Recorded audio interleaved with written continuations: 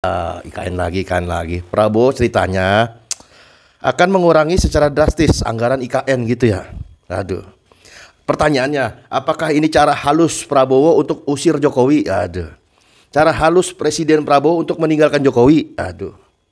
Ya elah, nggak usah dia dikurang-kurangin anggarannya IKN mah.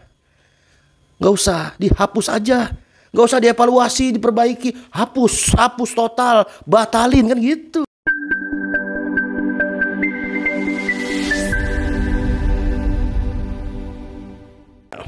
Bismillahirrahmanirrahim.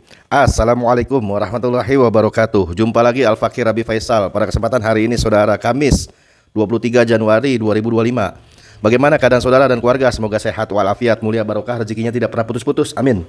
Allahumma amin. Amin ya rabbal alamin. Masih panjang umur perubahan pokoknya. Panjang umur perjuangan. Gak mau berubah, gak mau berjuang. Apa kabar? Otak mana otak? IKN. Ya, IKN lagi. Prabowo ceritanya akan mengurangi secara drastis anggaran IKN gitu ya. Aduh. Pertanyaannya, apakah ini cara halus Prabowo untuk usir Jokowi? Aduh.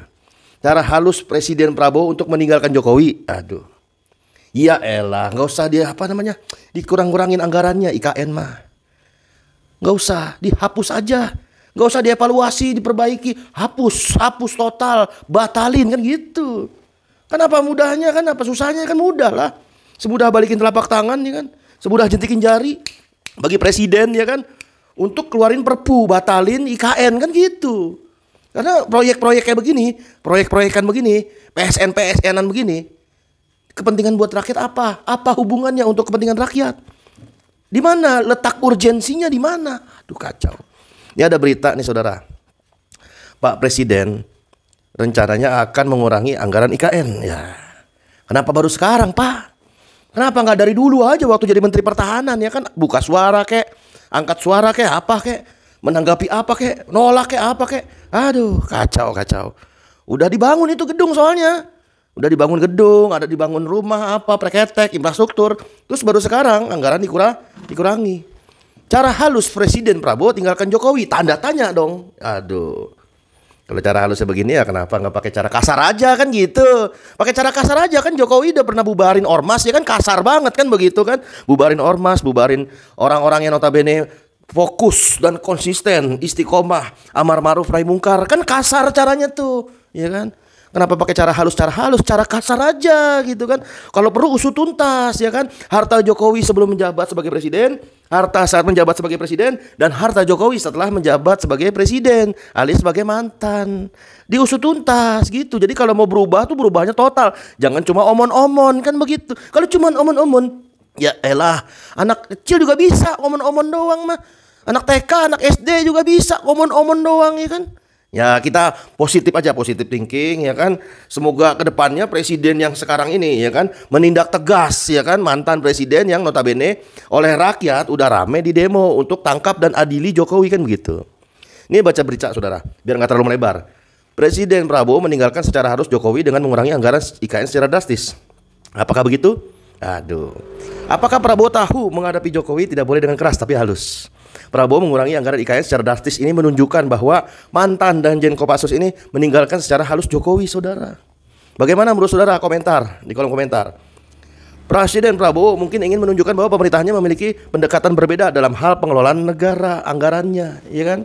Anggaran itu buat yang penting-penting aja. Contoh, makan bergizi gratis kalau perlu 5 tahun sekali aja gitu kan. Nggak perlu setiap hari, 5 tahun sekali. Fokus urus rakyat, fokus ini daya beli dinaikin, rakyat fokus ya kan mengurus kepentingan rakyat, masyarakat banyak kan gitu kan.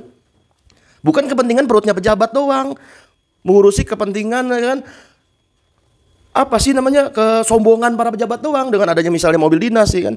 Harus ditindak lanjut tuh.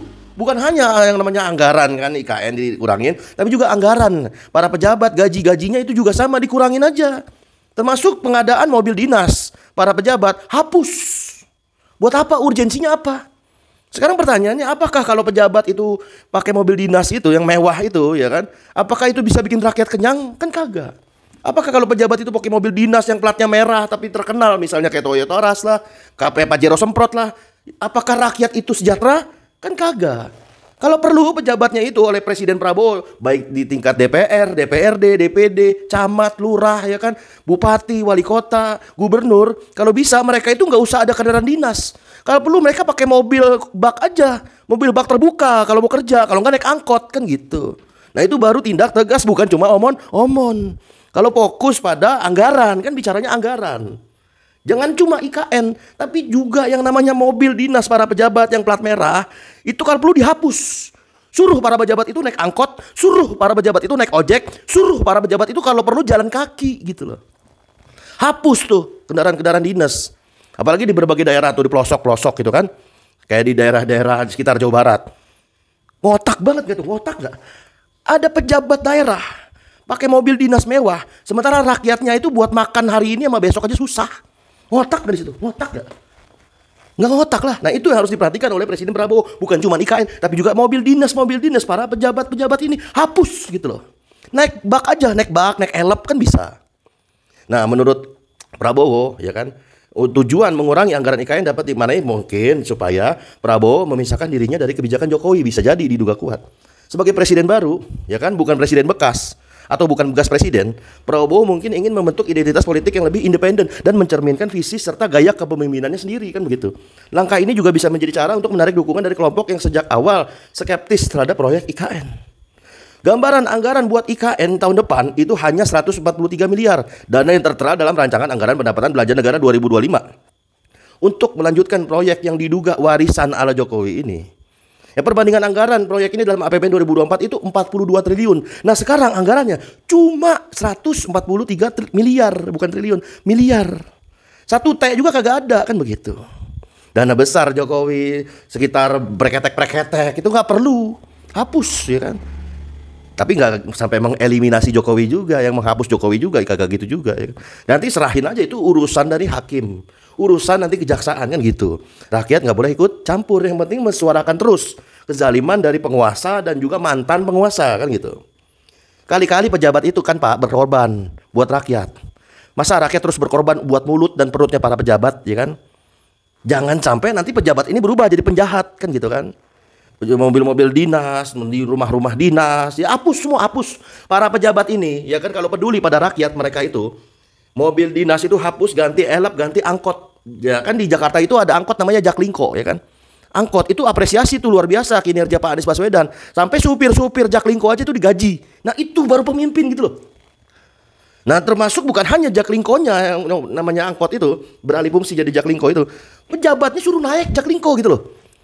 Kendaraan dinas segala nggak perlu, mobil dinas kontrakan, tinggal aja para pejabat ini kan mereka pejabat, tinggal aja dikontrakan kan gitu. 300.000 sebulan biar mereka ngerasain penderitaan rakyat, biar mereka rasain itu yang namanya jadi pejabat, jadi wakil rakyat. Itu nggak segampang itu gitu loh. Melainkan itu adalah amanah yang nanti akan dimintai pertanggungjawaban di dunia baik maupun akhirat. Kali-kali pejabat itu berkorban buat rakyat, jangan rakyat mulu berkorban buat pejabat kan. PPN naiklah 12%. Pajak bumi bangunan, pajak motor, pajak mobil, pajak preketek, ya kan? Kali-kali lah, jangan rakyat terus yang berkorban, tapi juga pejabat berkorban kan gitu. Nah disinilah butuh ketegasan pemimpin. Ternyata apakah sekarang pertanyaannya, apakah rakyat Indonesia berharap kepada Prabowo aja? Ya nggak cukup. Pemimpin bukan sembarang pemimpin, pemimpin yang mengikuti sunnah Khulafaur Rasyidin. Itulah pemimpin ideal.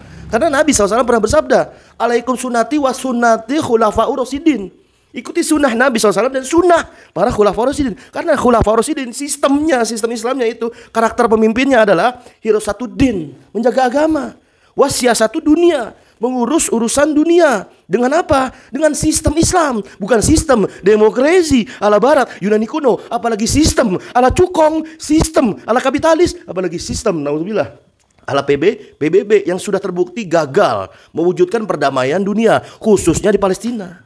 Wassalamualaikum warahmatullahi wabarakatuh.